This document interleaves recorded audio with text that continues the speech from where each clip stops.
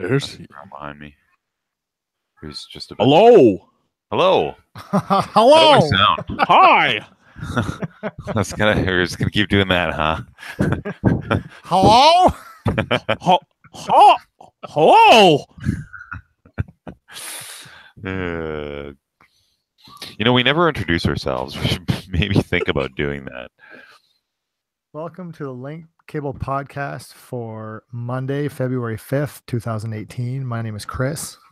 My name is Tim. Hello, my name is. It was going so well. It was going so well. And this He's- guy You just ruined it. What does episode not is play this? that game. Episode 61. This is 61. episode 61. I'd give you the name of the episode, but we usually come up with it after we record. I'm sure people realize that. We'll get some No, some we more- pre-plan everything. We Yeah. pre-plan all our banter the night before. we'll get some 2 runs. This I'm is the sure second there- run. Yeah. it'll be another classic episode name like Thalassophobia World or Detective Pikachu Speedrun. That's probably the best one. We'll have to ask the listeners can maybe rank the titles, which is their favorite so far. All 60 of them. Yeah. I thought Season of the Fish was a pretty good one when we did our fishing episode. Oh, that was the title? I don't even know. I have to look at the titles. That's You can- awesome. You can go back to episode 49, Season of the Fish. That's great. We were watching Season of the Witch at that time, maybe? Is that what happened? We talked about Well, I assume. when do I ever not watch Season of the Witch? that. Yeah. It's a movie. It is a movie. It's a good movie. I think that it's pretty safe to say that this is going to be a Monster Hunter heavy episode, Yes. considering that last week was the only it was one of the only weeks that we did not record an episode. Yeah. And I a think few. I know it's a few, but usually it's for Christmas or for something else. Like, Yeah. we record when we're overseas, or you guys will take over if I'm gone, or I think that this is the first time we've missed an episode because of a video game. Destiny 2, didn't we take a week? This the first week after, didn't we? Possibly. That was the only other one, I think. But man, Monster Hunter, what are you guys feeling? I am enjoying just the ability to hop on for a second and then get something done and have a good time. And even today was amazing. like I did. It's for you guys. I mean, it's not a spoiler, I guess. I mean, there's a combo mission where you have to fight the two flying dragons together, Rathian and Rathalos. And I had to leave for a dentist appointment, so I was kind of under the clock. And when you go on those missions, like you'll want to kill another monster maybe that you need to kill, and then you end up chasing them all over the world. And I was doing really well, but I was running out of time in real life and in the mission. And it finished off at the top. And I don't know if it's like one of those like coded things where it's supposed to happen, but the dam broke at the top of the thing and finished. Yeah, and it's the greatest thing ever. That's what finished it? That's what finished it. Wow, cool. With 5 minutes to go, Rathalos. And then I jumped down and like carved him and collect his body parts Cool. while the timer was going. It's a good game. I mean, it's hard to say, but I can pretty solidly say that this is going to be my game of 2018. It's going to have to be something huge come out, because Yeah. I've not had so much fun playing a game in a very, very long time. No. And like there's so many things about it that is fun. It's not just like one thing. There's so many individual parts of it that are fun. Even though some of those things to other people might come across initially as clunky or confusing or too overly complex, like learning that you're going to get that extra bit of optimization in a situation by presetting all your customization wheel, like your item wheel, like setting that all up the way you want it, and like naming it, and just this. I can't say this enough about the menu sounds. I think the menu sounds in this game are some of my favorite menu sounds in a game when you move the cursor. Like Final Fantasy VII maybe is one that has, or the Final Fantasy games, the old ones, that has that little when you move the little finger around, but that like click sound that happens it just makes everything feel good. It makes navigating menus feel awesome. This is the most Link Cable thing ever. To have like, this is the greatest game of the year, and the first thing we talk about is the sound the menu makes when you move the cursor around. Bang on for this stupid podcast. I'm deliberately mentioning that because, I mean, sure, we've talked about the game a ton like already, but like it gets down to that we aspect really even haven't, is fun. Tim. Not on the show. No, maybe not. But I We're mean, gonna be like, retreading some things, I guess my point is even that part of the game that's so mundane like right down is to the fun. minutia. On the other hand, I'm I'm the newbie guy out of everybody here, right? So I would say like I like if you're coming into this new, you got to temper your enthusiasm a little bit for this. Can we take? And I know that we don't usually do this on this show. Sure.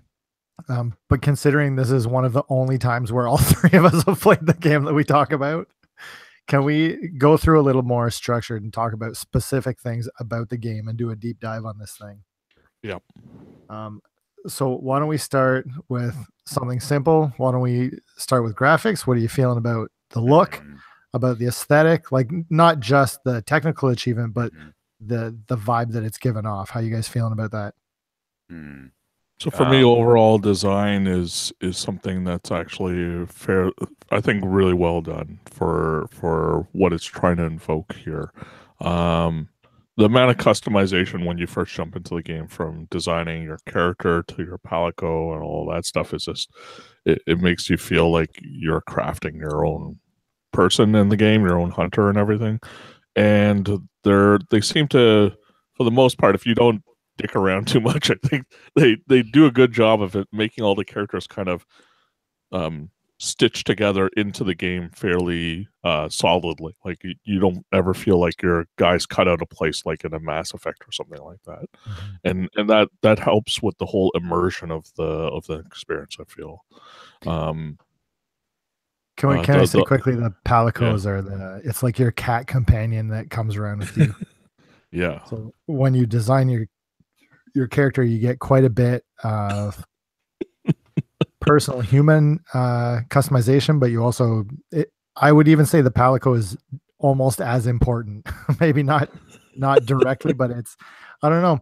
I think that palicos are one of those things that if you are new to Monster Hunter, you maybe don't get yet. But Keenan, I'd be curious, and I know we're still talking about what it looks like. Yeah. Maybe we'll come back to it and talk about it more, but how you feeling about just palicos in general and their place in Monster Hunter World? I like I think it's just like from the get-go, having all three of us jump into the game on that first night, all of us designing at the same time, and it's like, oh, look at this character, like look at these set of eyes, they're hilarious, and then all of us just scroll over to the same page to look at it, like, oh, that's so funny, or stuff like that. That was just a great experience from the get-go. You know, it was just being pulled into a community with your friends. If you get that from the get-go, I think that makes everything flow a lot easier. The palicos themselves, like, they're just one aspect of the world, but they're nice and well.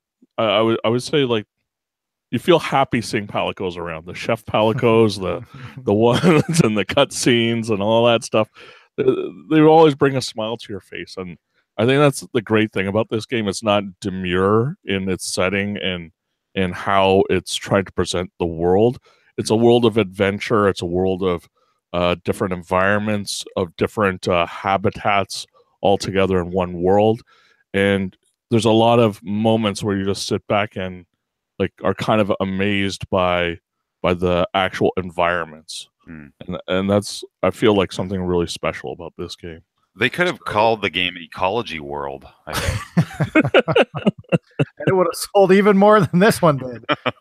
I think that you have a point. I think that that's something that we've talked about a number of times in chat the last couple of weeks, is the idea of this is like, it's things are dangerous. The world is in danger. The new world, this is not a safe place to be, but you really get that sense of frontier. You get a sense of people blazing trails and going to new places that no one's been before, but instead of being afraid and being oppressed, you're very much correct in saying that it's exciting and it's an adventure that everyone's happy to take on, you know? And I really appreciate that. I think everybody in the town is happy to be there. You get a real sense of camaraderie, not just in the social setting that you're talking about, like the three of us jumping on and playing, but in the camaraderie between NPCs in the hub world. Oh yeah. Yeah. I think There aren't a lot of frowns in this game. Like people are still smiling most of the time, even though they're up against like giant monsters, which could probably destroy entire villages and stuff like that. To combine that to the customization aspect, I made my guy very happy, and so it's great because every single cutscene, like there's this giant monster will come out, and then my dude looks at him with like this goofy smile on his face, like I get to hunt. So, it kind of fits with what we're talking about. Like he's happy all the time. You see something, and you know that like mischievous, like I should be afraid of this, but I'm so excited. Yeah, exactly. That's the face my guy has every cutscene. Slightly manic. It's great. Probably hasn't slept in a few days. You're kind of nailing it.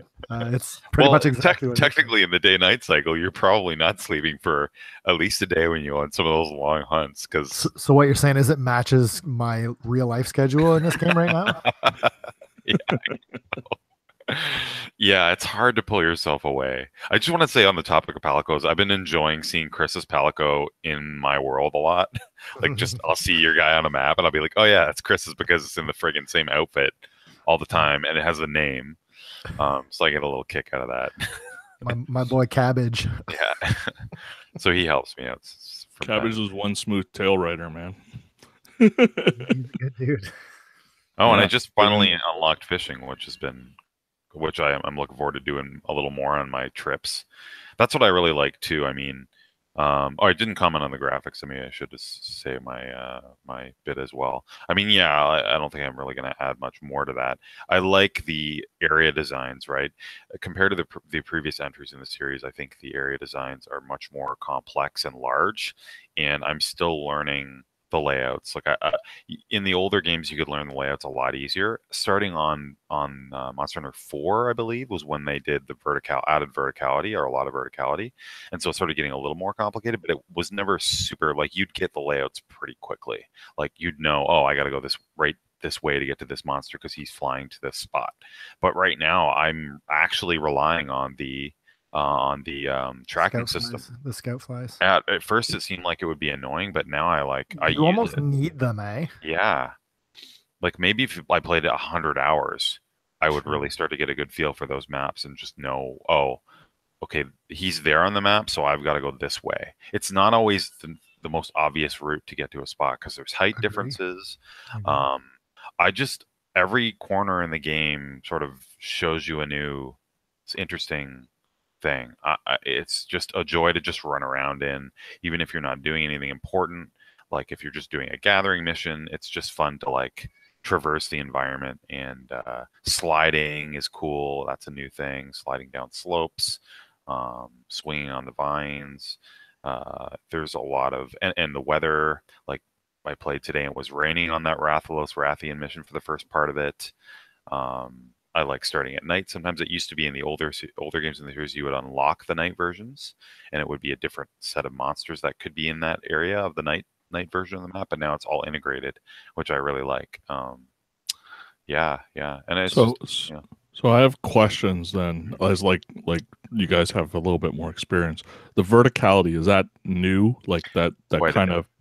Okay. You couldn't jump until, and you can't really jump in this either, but I mean, say things like jumping and trying to mount a monster, like jump and attack kind of stuff, was not there until 4.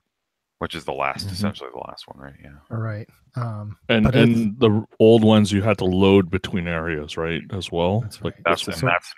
So if you look at the map and there's, it's usually split between 1 and 12, 14 around. Yeah. Between each of those, it would load in when you went off. So a lot of the times, if you were fighting a monster and he hit you, if you were knocked into that barrier, then you'd load out into another screen. And that would be annoying sometimes. You'd load back in and the monster would be charging at you and knock you back out. Like, didn't happen a lot, but it happened. Yeah.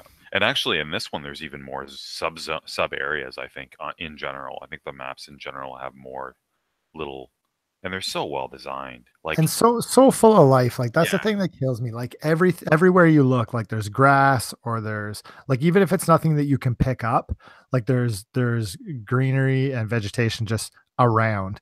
yeah, Not even bringing up like the small life, the what do they call it in the game? endemic The life. endemic life. Oh man. Yeah, Like there's things everywhere and you can collect them. oh so good. Yeah, and you can put them in your house. So that's going to be a thing for later that I think most of us are going to try and collect them. Compare notes. Yeah, to see because they, this little endemic life creature might be only out at night when it's raining or in this part of the map.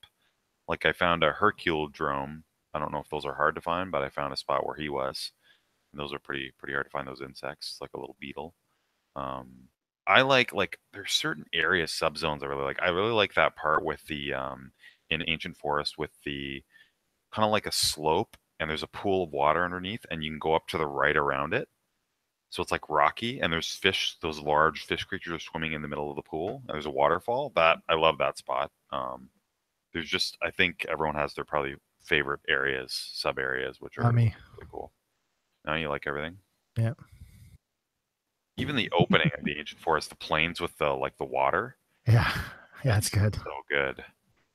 That's yeah. It's a lot of fun for sure. And I mean and like you say, just traversing the world is enough for a lot of it. I know that it was a pain in the butt in the older ones to go out on expeditions and just collect materials, gather items for crafting and for hunting. Yeah. And I don't feel that that's the case here because there's enough going on where, I'll find something new or I'll find a large monster and I'm excited to, after how many hunts have I done in the last 2 weeks, I'm still excited to fight them. Mm-hmm. Yeah. And I don't know how that's sustainable or how it has been sustainable for this long. Yeah. It's crazy. I mean, they're so dynamic, right?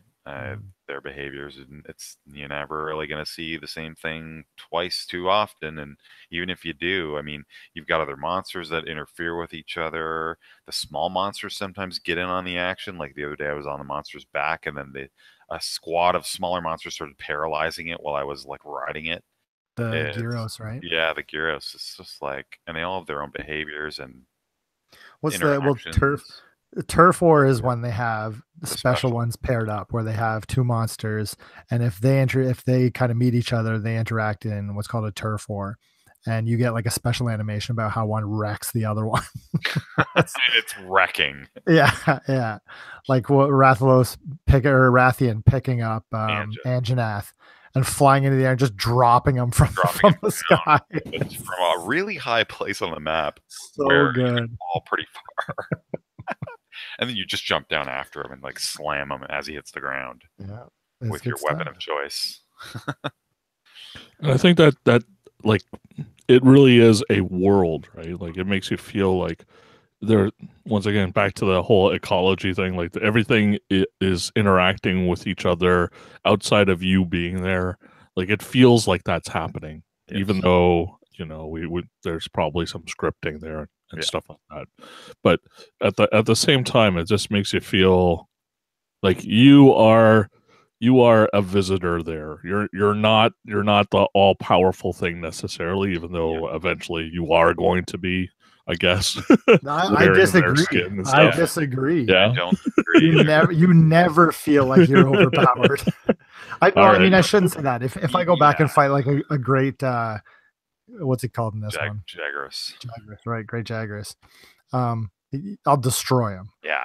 But there is enough kind of end game-ish monsters that are never just a cakewalk. Mm-hmm. And I mean, you use Jagras for an example. I just fought him on that mission that I did today. Part of it is that you're really good at his tells, so you won't get hit by him. Like he's a joke because you've just learned his movement patterns so well. And then the other side of it is your armor is a bit better, so you're not taking as much damage if you do get hit, right? I would say a lot better. Like if I jump down and play low rank now, like guys can hit me all day and it's not going to do anything. Right. But the idea is you still don't want to get, like, you just don't want to get it. You want to get that smooth. I want to want to kill this thing as quick as possible, as efficiently as possible. Let's say he tries to run. Like today, I was fighting the Rathian. I'm like, oh, I know your tricks. As soon as I could tell he was going to go fly, whip out the flash pod, nail him midair, drop him back down, and just keep wailing on him. Like you learn those tricks, and things become even more fun, which is cool.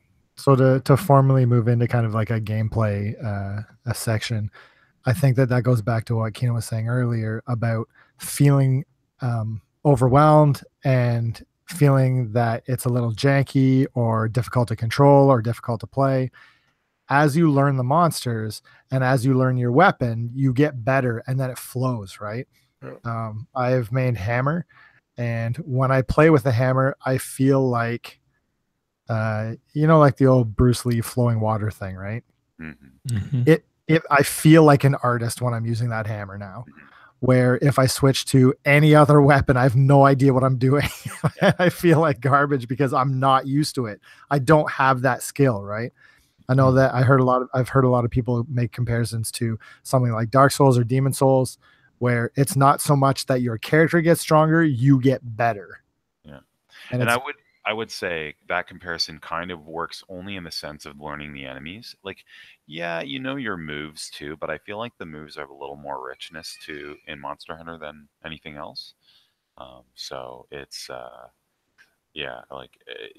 many hours have you used that hammer, right? You've used the hammer a lot. Well, and I've used hammer since 3, right? Yeah, hundreds of hours. And it's a couple more moves, and you still had to. But even with those new moves, like they fit, the Big Bang is so good and it fits into my repertoire. It's like, and I don't know if you found the same with any weapons that you've used that you had used prior, but I found that the new stuff that I can do fits, like it fills holes that I didn't know were missing from 3 and 4. Like I have something to do. I have a skill or a technique or a move that I want to do with hammer at every moment when I'm playing this game. I never feel, oh man, it'd be awesome if I could do this, because I feel like I have enough in my toolbox where in this situation, I will use my hammer this way. Yeah. And because I don't know those weapons with I don't know those tools with other weapons, I don't know how to use them, and it's frustrating. Have either of you guys jumped into Arena? Not the Arena quests from the posting board, but the arena in the official arena in the gatherers, whatever, on that ship. So there's arena quests, and it gives you a loadout or a choice of loadout, and then you jump into the arena and you have to use that gear. I'm totally down to go through it because I think you can do 2 players on most of them, if not all of them. But just here, use these weapons and fight these guys. I'm like, I don't know how to do this. And it's so frustrating because I can't do anything right. And then they'll go, okay, use a hammer. I'll just destroy them because I know what I'm doing, right? And so that's kind of a fun way to force you into uncomfortable situations. I like that a lot because I always want to use other weapons, but there's that draw there. You just want to use your main, but I like the idea of getting better at something. But the more you play your main, the less likely you're going to even touch the other one. So that's cool. So that's I'm looking forward to that, like trying something else and maybe maining a second weapon at some point. I think it's nice too because it forces you, or it gives you a situation where you can get some practical experience with it instead of just taking a weapon and farting around in the training area. I think that being thrown into it, you get a very quick feel of how the weapon feel, right? Yeah. And whether it's something that you enjoy, something you're into. I found that playing with the greatsword, I wasn't into it as much as I thought I would. Oh, okay. But the longsword, katana, whatever it is. Oh yeah. It was kind of cool. I could see myself maybe using something like that in the future. So it kind of throws you into a situation where you have the option to kind of jump on it and see whether you're feeling it, because it is an investment. It's a huge investment to learn a new weapon. It's nice because like the other thing is when you're like, let's say there's a certain monster you hate, right? It could be you hate them because your weapon is particularly ill-suited for that monster. It's possible, right? And then you've got something else you can maybe swap to try, right? Try using that instead. So that's kind of cool too. Is that what that is? Pretty sure some of those monsters I just hate just because. Yeah, but if yeah. So I mean, it's kind of spoiler to talk about. I don't know. Monsters itself, maybe. How would we? No, I just leave No? it. I mean, unless you play it, I think going that deep is not super interesting. We talk about them, yeah. Yeah, for sure. What monsters do you find troublesome, Keenan? Diablos was the one the other night. Right. I Yeah, needed that's Chris's a help big for one. that. That's an old one that can be, yeah. So how Rathian was driving me up the wall as well. Why? Why? Yeah, why Rathian specifically? 'Cause he's an old monster. I wasn't clear on using the flash pods for that sort of thing. Like so, like I didn't think about like how else to approach like those situations. For me, all I've had in my loadouts was basically like a sword or whatever. My main weapon, a bunch of healing and poison fixes and things like that. So like I guess the other ways of approaching an encounter situation haven't surfaced for me, I guess. I don't know like how you learn about that other than talking with other people. But I think that's part of the community aspect, right? Or like going online with people and then seeing them do something and you're like, oh, that's cool. Right. Yeah, I'm curious how we've talked a little bit about how the weapon choice you make and how it takes a little while to get used to a weapon. How, as somebody who has just started playing Monster Hunter, how are you feeling in terms of your personal growth with your chosen weapon? Well, I first started out with the hunting horn because I wanted to play with you guys all the time. But then I realized if I was playing by myself, it probably wasn't the best weapon to use. So I've been using the longsword as a secondary right now. So I'm basically leveling up those two trees together. Now you guys said it gets expensive later on, so we'll see how far that goes. So there's something that I figured out how you can make bank real quick, and it's not exploit or anything. I think that it is a hot tip. I don't know if you guys want to know it right now or if you want me to just leave it or. Didn't you? I think you mentioned it. Tim, if you don't want it, take your headset off. If you don't want this, I mean, you're going to find out real quick anyway. And I think you told me, but yeah. Did I? No, go ahead. There's a mantle called Bandit Mantle. I just got it. Yeah, use it hard. I put it on as soon as I got it. When you hit guys with it, what happens is that they drop items, but it's originally when I got it, I thought that it dropped.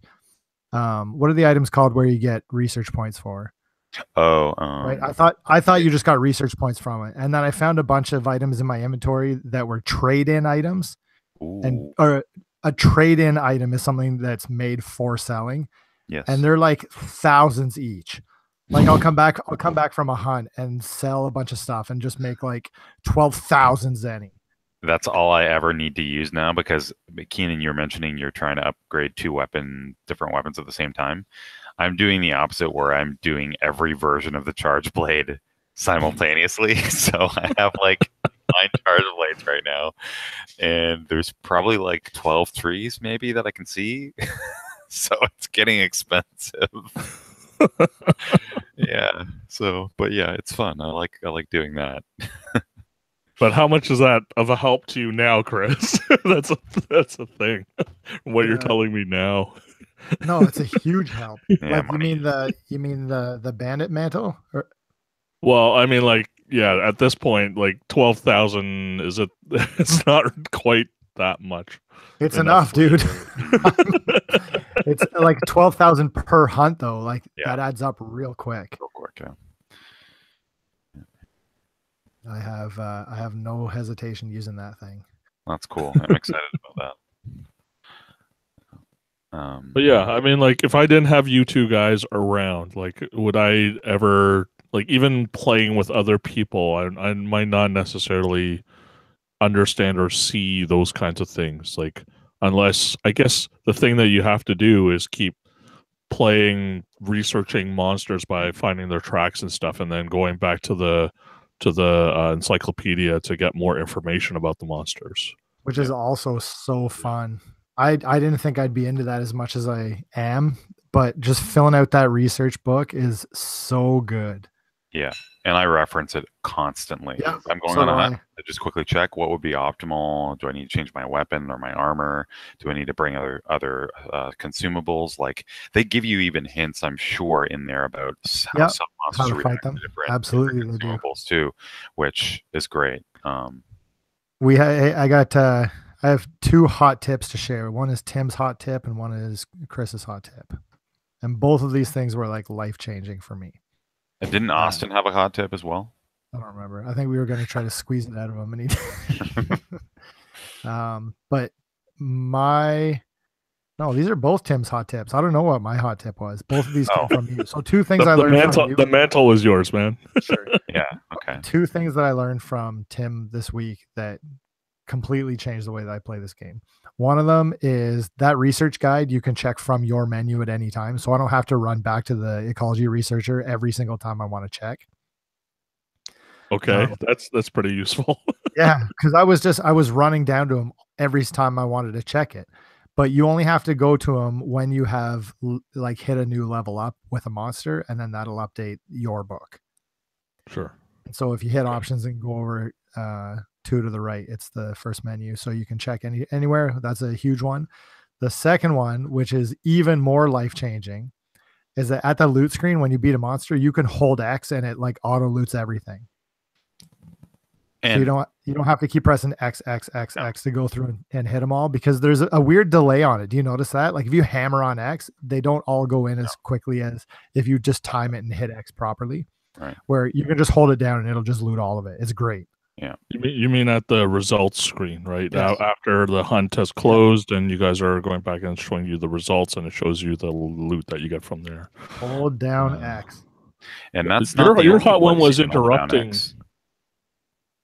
You also had that other hot tip about interrupting the victory animation, right, to skin the monster. Hit options during the celebration thing so you can run around very quick. I forgot about that. Yeah, man, still works in this one. Oh my God, Chris's hot tip of the week. There's some good hot tips flowing around. Hey, do you guys know how to use this? Is getting into like minutia, so it's not as interesting, I'm sure, to listen to. But do you guys know how to use the Sonic pod thing for Diablos? How to snap them out of the dirt? Mm-hmm. I've never been able to use it properly. I can flash dragons like the best of them, but you gotta wait till he's underground completely. If you do it too early, it won't work. And then just anywhere? I think as long as he's still underground, then he'll smash out of it. Mm-hmm. Okay, I'll try it. He's not easy. No. And either you know, kind of wrecked him by yourself last night. Yeah, but he was low rank. The reason that's the case too is because his horns bounce a lot of times off for different weapons. Not anymore. Not for you, but for me it was happening. So for me, with the charge blade, the special thing about that is you can charge the sword and it won't bounce while it's charged only, and it lasts maybe 45 seconds to a minute. So that I realized is really useful for me to use against Diablos. Specifically to him too, I didn't realize. Then I think I was talking to you about this. He can, if he's underground and you had laid a trap, the trap won't work, and he destroys it if he burrows underneath it, which pisses me off. But it's good to know, and it makes sense too, right? Like the developers have clearly thought of all these situations, and that's been the case forever. He's always done that in the older games. He's done that for a long time. I didn't even realize it. Yeah. I was going to say pressing X also one other thing, Keenan. You can hold down X to buy tons of items. If you want to buy 1 million potions or make 1 million potions from crafting, you hold that, and after like 2 or 3 seconds, it's going really quickly, and you don't have to wait, which is nice. Cool. Yeah. So there were 2 major reactions from the internet that I never found to be like anything negative. They're wrong. Yeah. So one of the big ones is joining in together in a game or something. And the thing I think we figured out real quickly and has made our lives real good, and that I think is maybe one of the biggest tips that you guys have for overall playing together with other people is to make sure that you guys form a squad as quickly as possible, because that's just made it so simple for us to get together all the time, right? And load into the squad instead of making your own session. That's the one thing I think that the online is. I mean, it works great. It works really, really well once you've figured it out. But it's pretty obtuse the way. Like, there's a lot of different options for the same thing. Yeah. So you can make a session on your own. You can join a session, or you can do a squad session. And if you want to play with your friends, like you say, you want to make a squad, invite them to the squad. And there's a problem with that. I'll tell you in a second. And then just every time anyone in the squad plays, instead of fussing with your own session or joining something else, just join the squad session. And then you can do anything you want online anyways. And then if someone else pops on, then you're automatically in the same session. You can just start playing together. It's been real useful because like Chris will be already in that session and I just join that session automatically, and then we're together. We can go questing automatically with each other. So or not, right? Or not. Like, it's just nice to have the option to, you can do your own thing, but hey, you know what? It's there if you want it. Yeah. And what was the thing that's broken about it, you said? To invite somebody to a squad. Now, I don't know 100%, and I'm going to have you guys check this one. But from what I gather, only the squad leader can invite people, and you have to be in the same session with them at the time you invite them. Yeah, and so if I wanted to invite, there's some people in that Monster Hunter line chat that I wanted to add. So Elaine is in the chat, and we haven't been able to match up and get on the same session at the same time. And so she's not in the squad yet because we both have to be in the same session before you do it, instead of just being able to send an invite to somebody. Right. Because anybody can create a squad, basically, right? My squad, if I start one, I can create one that's completely separate from the squad that you mainline and created, right? Mm-hmm. And you can be in 6 squads, I think, 6 or 9 squads, something like that. Yeah, that makes sense. Yeah. So you can be in different groups for hunting, which is interesting. I like the way that they handle that as well. Yeah. And then the SOS flares are I think people have started figuring it out now. You shoot off the SOS flare, and then anybody can join as long as they're looking for SOS requests. Mm-hmm. So I think it just isn't as smooth, and like we're expecting stuff like Destiny a lot more, like. But I think you guys also mentioned not from Monster Hunter. I expected it to be shit. Well, I mean, at least you were expecting us to be able to see each other in the hub worlds, right? And now tent. I don't know. I don't want to say that you can't either, though. I'm very, very curious to see whether you just can't because we're at different points. Is it instanced because maybe our hubs look different as things unlock? And that once we kind of level off and unlock everything, then everybody will be able to see each other again. I don't know. When we're both at the highest rank, then it doesn't matter anymore. Then we might be able to see each other. The other one I wonder is if when you go to what's the gathering? What? Gathering hub, yeah. The gathering hub? We should be able to see each other, I think. I wonder if we can see each other there the same, yeah. Yeah. Because that's in the other Monster Hunters, that's always the way it was, is that you couldn't see people in the town or the village, but you always went to like the G rank hub and you could see people running around. So yeah, the internet part is maybe a little wacky, but I think there's kind of like a weird logic to it and a weird reasoning to it, right? After we figured it out, I was like, yeah, we kind of makes sense what they're trying to do. Once you get it, it's fine. It's just it's not very easily accessible, I'd say. And it's not clear. Like they should have put more tutorial, and like they've done a pretty good job doing videos and tutorializing everything else. They, I guess, just forgot that this is actually a part that they should probably spend more time explaining to people.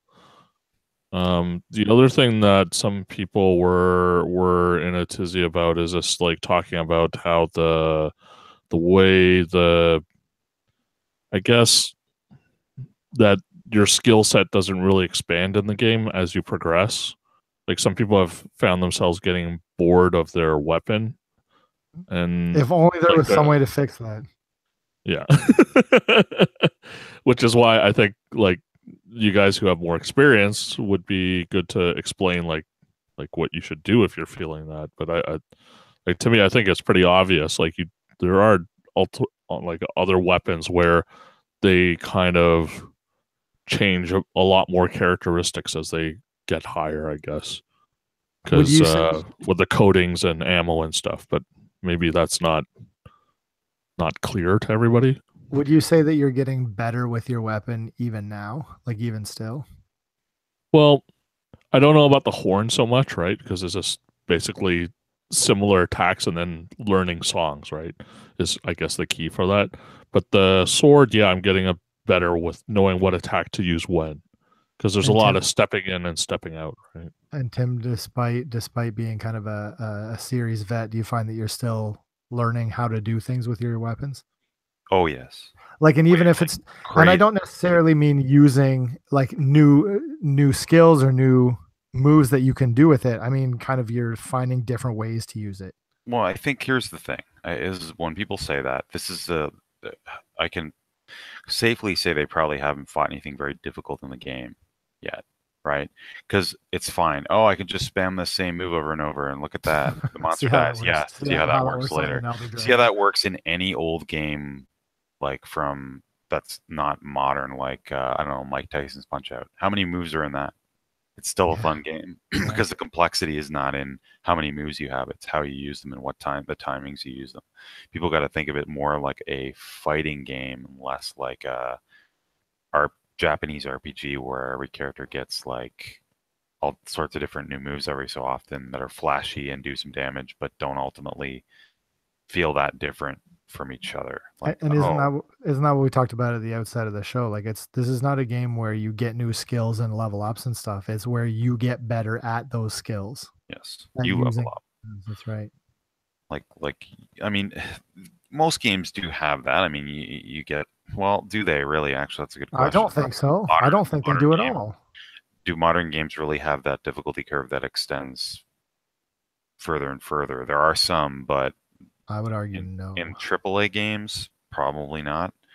I mean, unless we're talking about online multiplayer games. But if we're talking about single player experiences, I feel like a lot of games have that trap where the beginning has that hard part because you're still, you know, getting a feel for your moves, and then there'd be a point where you, not even midway, where it gets the hardest sometimes, and then once you've really figured things out, it just becomes easy. Like the last boss is way easier than a boss randomly in the middle of the game. Yeah, but I think for Monster Hunter, right, where does the beginning end? Like that's the thing. I think that's where the misconception may be, because a lot of people are going into this the first time. They say, "Oh, I spent like 2 hours. I've seen like 2 or 3 different places now." I guess I'm getting to the mid part of the game now, is what most people would be feeling right in other games, right? So where is it in Monster Hunter? Where would you say the beginning ends, and where you're actually now having to feel the real Monster Hunter, and where it begins? HR 10. Yeah. I think as soon as you hit high rank, that's when, okay, tutorial's over. Now you learn how to play. Yeah. Right. Like I don't know if you guys happen earlier for people who are new to the game, especially if they're playing solo, because they don't know any of these monsters. So it's probably going to be that you're going to hit a monster that you particularly have a hard time with, and that might be where you need to learn how to play a little better. No, but dude, when you hit high rank, it's like it steps up hard. Yep. Like even if you struggled with monsters before, that's fine. You're going to struggle real hard when you hit high rank. Mm-hmm. I don't think, and Tim, that's not very fair with saying that you got to learn how to play better, because it's I think to me it's understanding that the game has different expectations than what exactly the game sets out to ease you into, right? Because the game's trying to ease so many new players, they try to make the mechanics so easy so people can get into it. I think a lot of people enjoyed that, and then like understanding what that game's actually expecting out of you is completely different later on, I think, from what you guys have been describing. Like at that point, like I just reached Hunter rank 10, right? I have no idea, and like I haven't started fighting in Hunter rank 10 yet with the high level monsters yet. So I'm still kind of like in the dark a little bit about what exactly makes those high level monsters so much more difficult now, right? Yeah. Yeah. I mean, typically quite simply, they hit harder. They sometimes move a little faster. There's less delay between things. There's less of the monsters sitting there waiting But for you to hit is it. there also not like 12 monsters in low rank? There's a little more than that, I think. Because maybe, there's but a you're right. ton of monsters in high rank that you guys Right. haven't even seen yet. No, I know. And those monsters are way harder than Chris, the low can we rank stop? monsters. Can we end the podcast now? I just want to go play. I'm just on the verge of high rank, and I'm like, oh.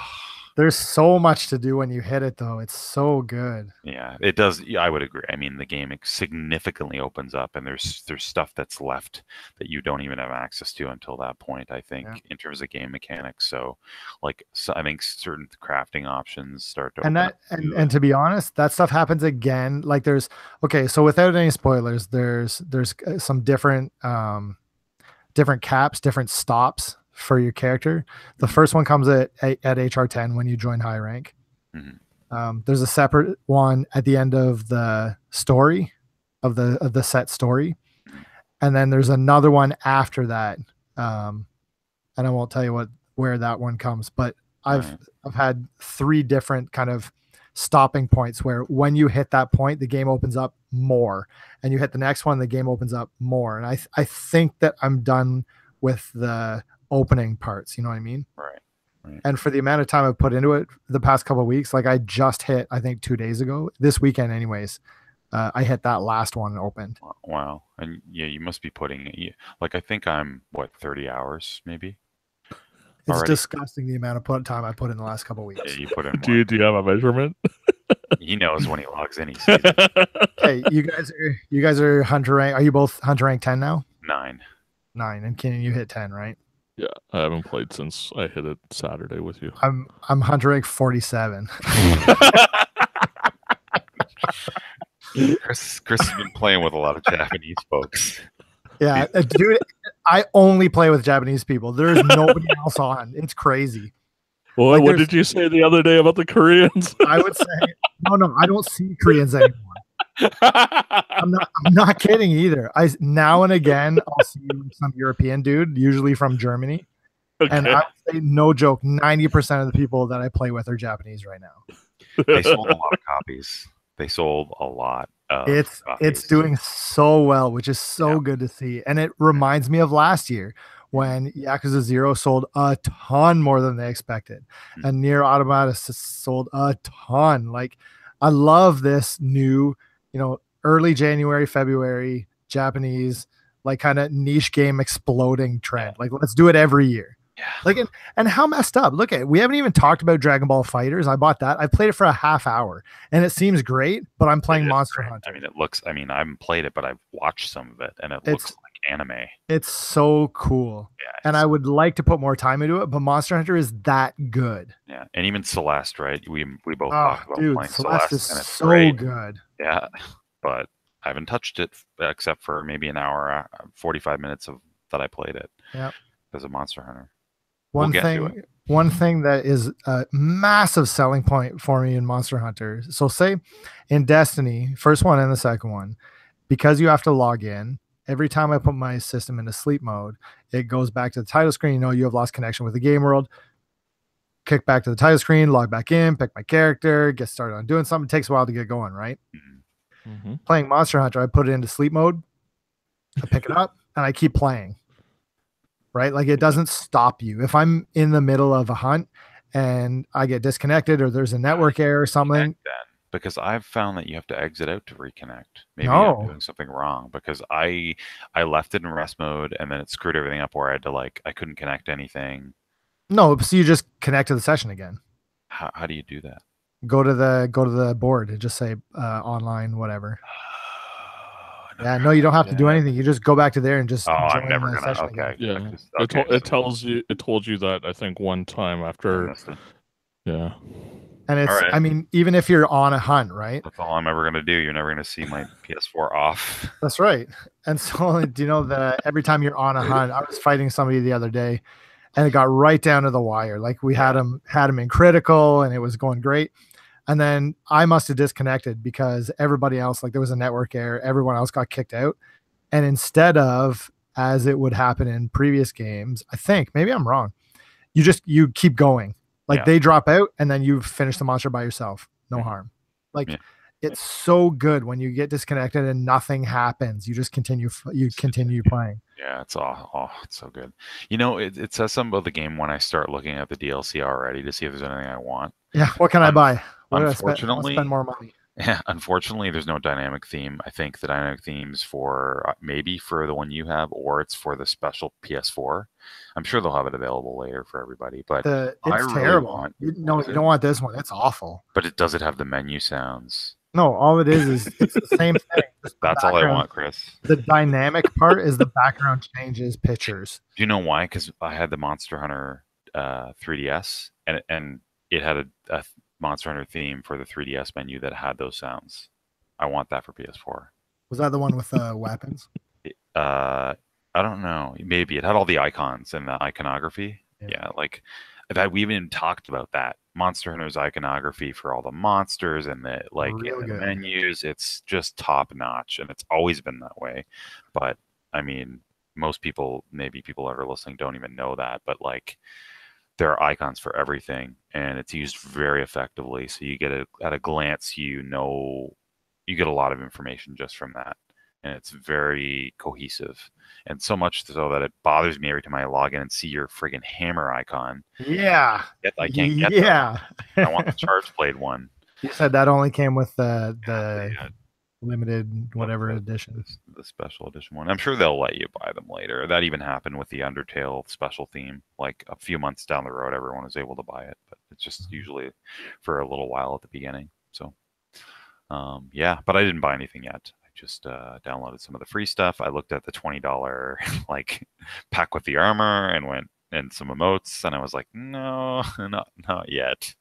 Yeah, maybe there's not. I was totally ready to buy more stuff, and I went and I looked on the store too, and I was like, I don't even want any of this. Like it's like Poogie stickers. The stickers thing, right? I mean, if the listeners don't know, I mean, there's a chat in the game. You can use a keyboard, I think, even if you wanted to. Not that. But really no one ever does. I've never seen anybody type a message out. Yeah. All I see are stickers after I'm done. Yeah. You can post stickers in the chat and stuff, but yeah. And you can customize messages to each other too, so you don't have to type if you really want to. You can set a whole bunch of messages. You could use all of your slots for message customization if you really wanted to, and nothing for items. And you could have something to say. Put it on your wheel. That's put it on like a different window though. Like you have the 4 different things, right? You could use all 4 if you really wanted to. You could. I've been thinking about switching it up again because right now I have in any case, the customization is great. You can really play. Yeah, that's again a little bit too much detail that maybe it's not so interesting to listen to. But just I think that building that and then having it as it's almost muscle memory at this point. You know, at the end of a hunt, I switch to my communication tab and I post like a good work message. And it's just a very quick, like, bam, bam, bam, bam, bam, go. Like, I don't think about it. My thumb just does it because I've done it so many times. And you spam your guild card to everybody. Well, I try to so I can get them back. You need 50 for that trophy. What? 50 you need to receive 50 guild cards to get that trophy. Yeah, so if the listeners don't know about this, it's very much a Japanese business card sort of thing, where you're just giving your little, you can design a guild card with your character and your palico and put messages on there and make it goofy or serious or whatever you want to do. And hammer, hammer, hammer, hammer, hammer. Hammer indeed. Yeah. So I got one final question for you guys.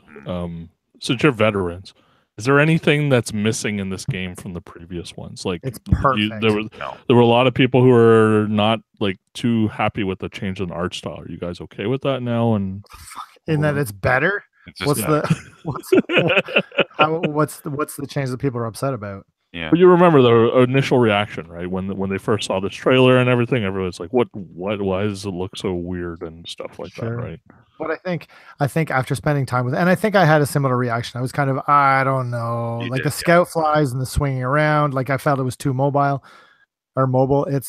It's so good. It's such a natural progression.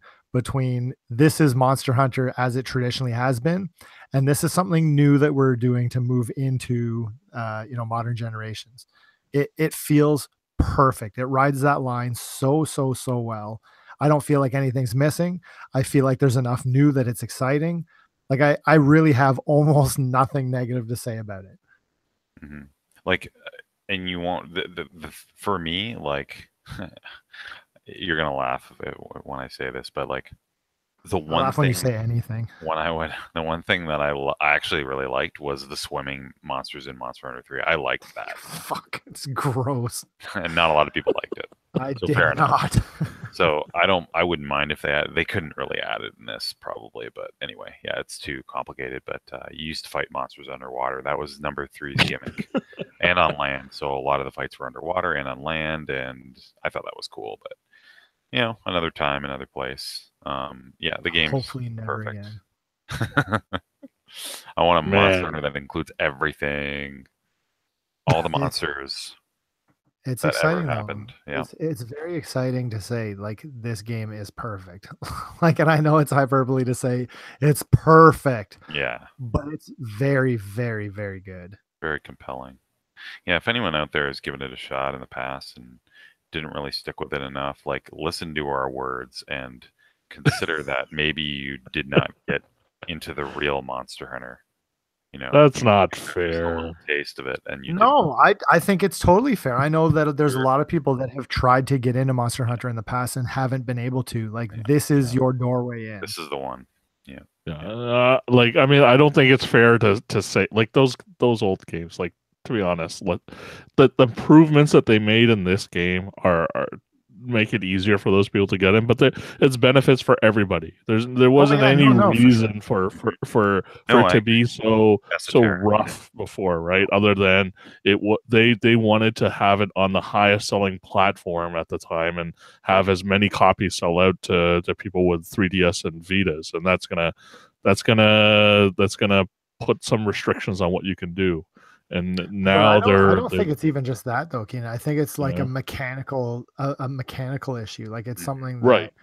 it's clunky. Well, I don't want to and it's not insult those because old of- games, right? Like to me, they were clunky, but I don't think like to you guys they felt all that. No, not clunky. at all. But I think that they're less accessible than Sure.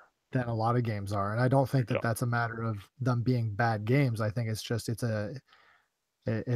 it's something, right? Like, this is what they have decided for Monster Hunter, regardless of which system it's on. Yeah. And I want to say one other thing that's pretty smart about this game. Like, doesn't matter what you're doing, right? Even if you're like leveled up like Chris is, like you still have no reason not to go back and fight and help out other people with lower monsters sometimes, because at least you're still getting materials, you're still getting stuff, you're still like I'm assuming with the mantle you get some money with that. I'm gonna add something else to that too, is that Tim, it works the same way as old Monster Hunter, so this is not a spoiler for you, okay? Mm-hmm. But what you're capped at a certain level for Hunter rank until something happens, and when that cap opens up, all of the experience points that you've made up to that point, you jump ahead to whatever level you are actually at. Does that make sense? So it's gonna show a certain Hunter rank for a long time.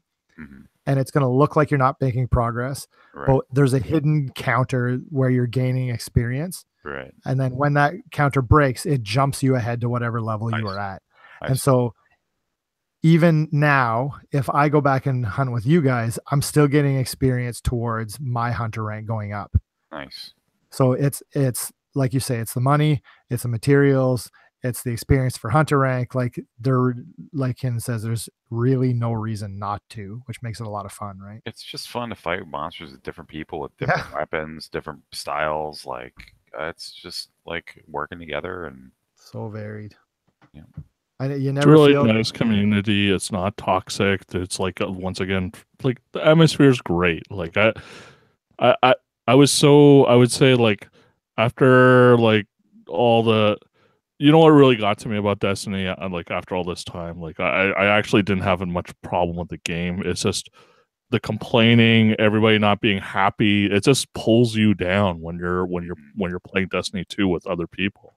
This game, everybody seems so happy to be playing it, and it I just love it. makes it I yeah, it love makes you happy to be playing it too. So, I think it's like if you really didn't give it a chance, or you gave up because the mechanics were crappy or whatever, like you felt the same way I did. I think this is like one that you should give a shot. And if you don't give this one a shot, give the next one a shot, because I'm sure they'll continue making them just as good as this. But come back to the fold, babies. come back to the fold and give it another try. We're waiting for you. Yeah, yeah, legitimately. If anyone wants to join the squad, graciously accept your presence and gladly walk you through anything you need. Like it's... in fact, we funded. Well, maybe I shouldn't say about that, but sure, why not? I think it's awesome. It shows our devotion for this game. That actually does, yeah. Well, you go ahead. You tell them. We played the beta with somebody who is a Monster Hunter newbie. Yes. And he was all over it. He was really excited about it. And then, money sometimes holds people back from doing things they want to do. And Tim and I were like, oh man, like just to get more people playing Monster Hunter, like we went 50-50 on it and bought it for him just so we could play with him more. Not even a second thought of it. I'm like, what's the problem? Like, I was just like, what's the problem? Like, let's just get, like, I'll chip in. I don't care. Let's do it. Let's just get it. Yep. And it's been fun listening to him and his kind of exactly. Like, what other game do you want to buy copies for people? Like, it's so screwed up, right? Like, it's just crack, man. Like, I know that he's gonna listen to this, and so can we take a couple minutes to make an impassioned plea to Andrew to buy a PS4 for this game so we can play together? Yeah. So Andrew, if you're listening to this, which I know that you are, Tim and Keenan are going to take a couple seconds because you've heard it from me already, bud. You've heard it from me. So these two are going to take a couple seconds and convince you that this is something that is required of you. Hey, PS4's cheap, man. Like they've come down in price. You don't need to get a Pro. You do. I'm really happy with my Slim. Get it on sale. Get one of those 1 terabyte ones, man. All right. And then buy a copy of Monster Hunter, because this is a game that you can definitely spend tons of time with. And if you need to make the argument to your wife, it's one game that you can buy for and play for probably at least 100 to 150 hours, and that'll save you from buying other games. All right. And Tim, I'm gonna have you do it in a second, but I'm just gonna say, because of what Keenan said and what we talked about earlier, I'm going to sweeten it even more and say that if you buy a PS4, I will buy you Monster Hunter. He's not joking. I'm not joking. Yeah, this is something. I'm going to say, you know what? I don't really need to, like, if I could go back, I would buy a special edition Monster Hunter PS4 Pro. And Tim will sell you his. And Tim's going to sell you his. And he's oh my God. If it was easy enough to transfer things, I would maybe even consider it. I don't know if you can get those anymore. I'm sure they've got scalped, but even for that dynamic theme, oh my God. But yeah, it's you don't need to buy another game. You could buy a PS4 in this game and it would be worth it already. Like, it's like, considering the amount of hours we put into the friggin' 3DS version that had not the greatest online, that didn't have voice chat built in, that we had to struggle with a little bit sometimes. Whoa, Tim! Don't unsell him on this. Talk about this. It's on 4. 4. Well, no, and I can say, like, number 4. I think we went through it in one of the first episodes of the show of, like, what's your 3DS time thing look like? And my number 1 was Monster Hunter for you with like 350 hours. And it's not the moment to moment of those hours is consistently pretty much fun all the time. Yeah. It never feels like a grind. Well, no, I shouldn't say that. It's fucking frustrating as shit when you're like waiting for a drop and it doesn't come. The sensor kicks in, yeah, for sure. Yeah, Andrew, don't listen to these two freaks who have put in so many hours in like those old games. This one's a new one. It's great. Yeah, like this is the reason to get it. Forget that old one. Is this a game? Is this a system seller? Is this a game that you buy a PS4 for? It did. Yeah. It already is. Do a side. Yeah. Do you know how many PS4s sold in the same? Like, they had a significant spike. Maybe it was from Dragon Ball 2, but I think I would argue that it would be tied to this game as well. No, it's got to be for Monster Hunter, and There's a I'll lot make the streaming. argument that if you look at probably the Japanese sales charts for PS4s, which probably was not that much until now, Mhm. this was the one that sold a ton there. Yeah, for sure. I mean, even the streamers, like you see streamers that are really, they're known for a specific game and they're trying Monster Hunter, and you can just tell you can kind of see that pain where they want to play that game, but they have to play the game that they're known for on stream for their job almost. But all these new people are trying Monster Hunter and exposing it to a wider audience on their stream, and you can just see like how they don't even have a concept of what this is. Like they're like, how come I didn't know about this? They feel like they've been like missing out. Like I've heard multiple people say, like, how did I not know about what this was? Like, what? How exciting is that?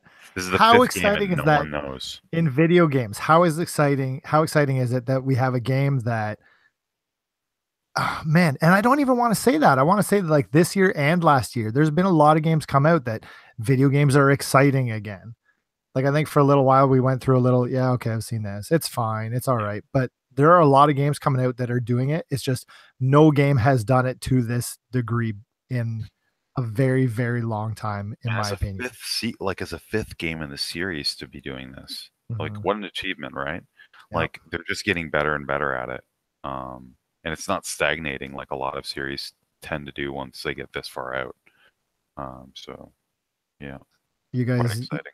if you got taken a page from Film Junk, let's say if you had to give what do they have? 2 a year, 6 out of 5s? Yeah, Like that's easy for me, Chris. even though February just started, I'm gonna drop a 6 on this one for sure. Oh yeah, I know, no question. It's a 6 out of 5. When you buy a game for somebody else, you probably, that's the rule. You have to give it a 6 out of 5. Yep. Do it.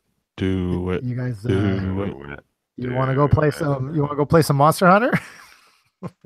Yep, I do. All right. Yeah. I think this was the first real show we did that with like an actual review that we talked about a lot of things about the game. Hope you enjoyed it. Again, it's been a Link Cable podcast. We have like a Twitter and Facebook, and you can find it. We don't have Don to read off where things are. So it'll never get done. Take a look. Just read the footer of every single podcast episode, man. That's all. He was doing. Do that. Look at the show notes, which is just going to say Monster Hunter again and again this episode. Okay. That's what I just sent to. Talk to you next week again. If there's other games you want to check out, good picks this week are Dragon Ball Fighters and Celeste. Monster Hunter. Buy it, Andrew.